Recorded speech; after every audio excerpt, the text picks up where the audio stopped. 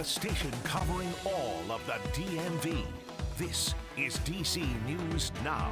Really odd. I mean, didn't expect something like this to happen here at Dulles Town Center Mall. Here on DC News Now at 10, gunshots at a Loudoun County mall caused shoppers to flee, hiding in restrooms and other areas. What we now know about the investigation. Plus, what's next for former President Donald Trump this week following his indictment? And an Olympian talks to our Jimmy Alexander about her latest business venture in Maryland. Good evening. Thank you for joining us for DC News Now at 10. I'm Annalisa Gale. Looking ahead, we are seeing a frost advisory starting at midnight. Let's get over to meteorologist Scott Sumner. Like I said, hopefully this will be the last frost advisory that we see across the region for spring, as cold alerts are being seen across many of the counties here, not just in Virginia and Maryland, West Virginia as well. And the district, of course, is completely under this frost advisory. This runs from midnight till 9 o'clock on your Monday morning. It means hopefully you protected your outdoor plants, covered them if you haven't, or weren't able to bring those in, as they could die on you if you didn't already take care of that. Plastic and burlap are certainly two good modes of certainly protecting your plants. All right, here we go. What about temperatures?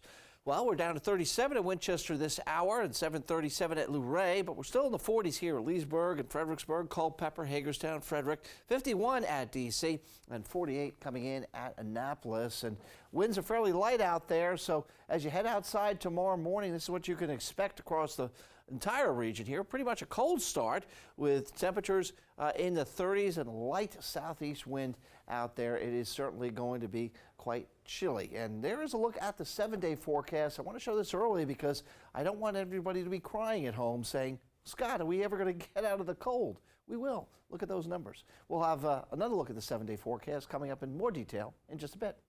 Right. Thanks, Scott. Well, developing now, the Dulles Town Center is scheduled to reopen on Monday morning after a shooting seriously injured one person and caused shoppers to panic. Dave Laval has the latest on the investigation and the suspect arrested. Dulles Town Center typically stays open until 7 p.m. on Sundays, but on this Sunday, it closed about an hour after it opened because of the shooting. There was a loud bang.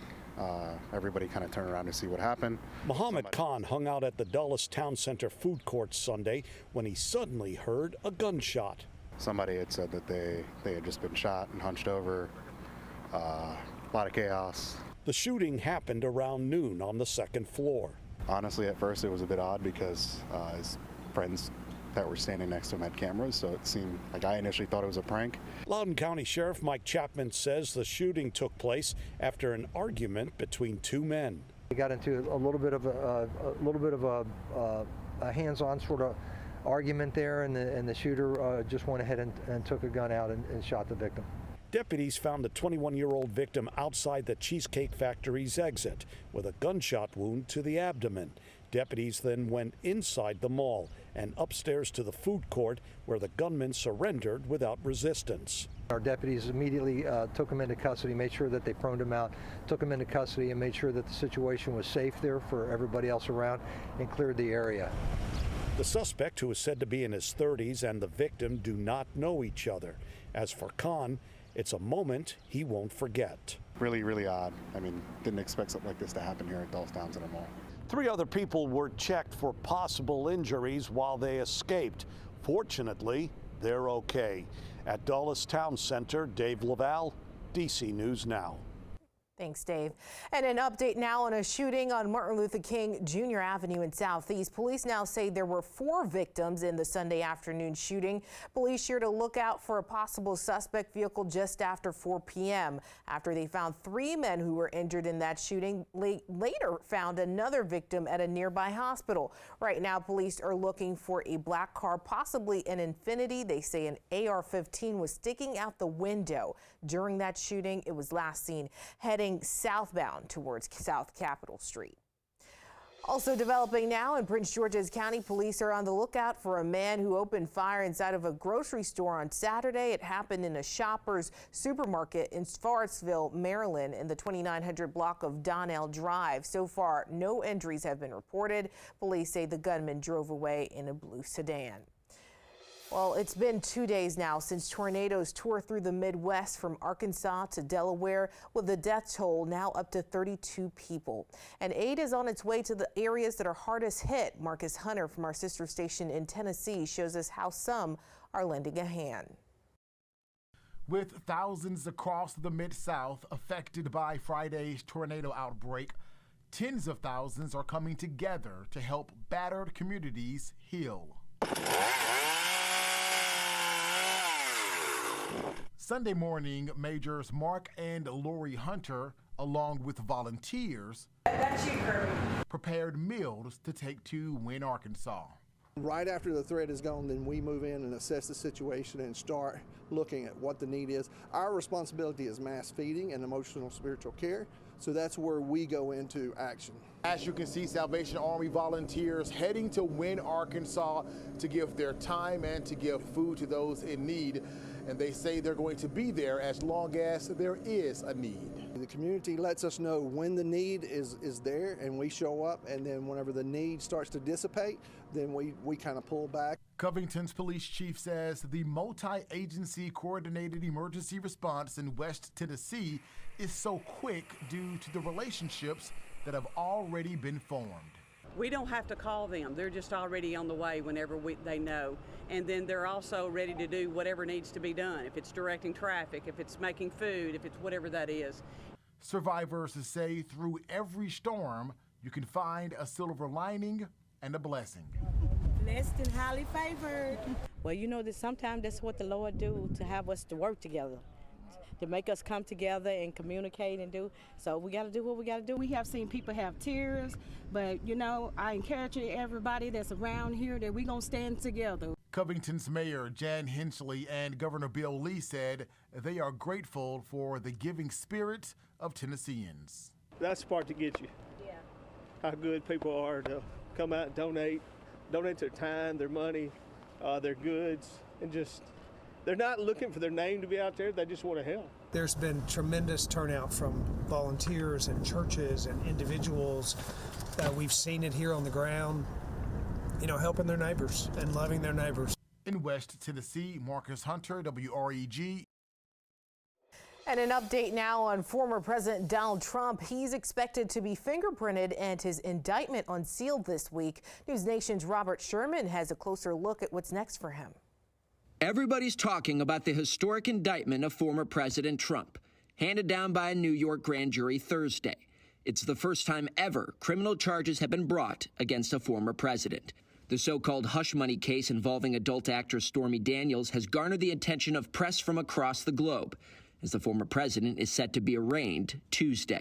The attorney representing former President Trump acknowledges these are uncharted waters. Obviously, this is different. This has never happened before. I've never had Secret Service involved in an arraignment before at 100 Center Street. So the answer to that question, Dan, is I honestly don't know how this is going to go. We will very loudly and proudly say not guilty. It's expected the former president will have his mugshot and fingerprints taken, but as Reuters reports, handcuffs will be off the table. Then the indictment will be unsealed, and Mr. Trump will enter a plea. Mayhem. I expect complete and total mayhem. The key witness for the prosecution in this case is the 45th president's former fixer, Michael Cohen, who allegedly made the $130,000 hush money payment to Stormy Daniels.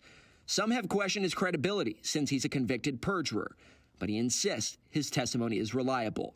Yes, I lied to Congress at the direction of, in coordination with, and for the benefit of Donald J. Trump. And if there's anyone out there that thinks that that lie is going to prevent me from being the credible witness that I am, based on the documentation, the testimony, the emails, the recording, it's not going to happen. It's unclear what the former president is specifically charged with, since the indictment will remain sealed until Tuesday. The Associated Press reports there is at least one felony charge, citing unnamed sources. Once the arraignment is in the rearview mirror, a lengthy legal process is still likely ahead. Maybe even approximately a year before a trial, if there ever is one. If it does go to trial, former Attorney General William Barr, who served under Mr. Trump, does not believe the former president should testify. It's a particularly bad idea for Trump because he lacks all self-control, and it'd be very difficult to prepare him and keep him testifying in a prudent fashion. And that was Robert Sherman reporting there again. And as Trump's indictment looms, former Arkansas Governor Asa Hutchinson has now announced that he will be running for the Republican Party nomination for president. Hutchinson served 2 terms as governor and made his announcement earlier today. His formal announcement, though, is expected later this month. He is now one of 4 people officially running for office, along with Trump, former UN Ambassador Nikki Haley, and a former tech CEO. All right, a live look outside right now. It's beautiful here from the Washington Monument. You can see every once in a while a little bit of flashing light. Of course, those are planes circling the airports here locally. But this light right here is a planet. It looks like it could be one of the brightest ones out there tonight, Venus. So just take a look out towards the west and you may see it lower in the horizon. All right, how about our graphics here? Yesterday was a very busy day to a point in the weather department because we had some severe weather out there, and we're still dealing with the effects of that with power outages across counties, across specifically Fauquier County, Page County, as well as Fairfax County, all in Virginia. But thankfully, those power outages or households without power pretty much down to under 100 or so, according to this. And this automatically updates when we get some new information. So that's good news there. Hopefully those folks who are without power now will get it very, very soon.